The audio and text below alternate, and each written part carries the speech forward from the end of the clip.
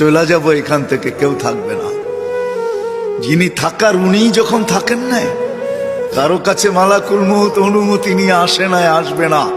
শুধু একজন মুহাম্মদুর রাসূলুল্লাহ সাল্লাল্লাহু আলাইহি ওয়াসাল্লামের কাছে মালাকুল মউত যখন আসছেন, তো আল্লাহ বলছে বন্ধুর কাছে অনুমতি নিয়ে ঢুকবে। অনুমতি দিলে ঢুকবে, নাইলে ফিরে আসবে।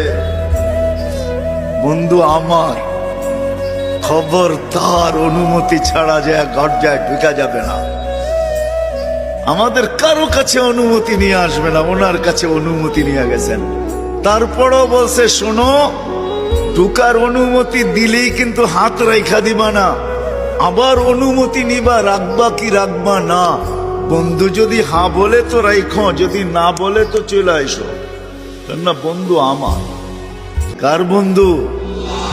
হাবিবুল্লাহ।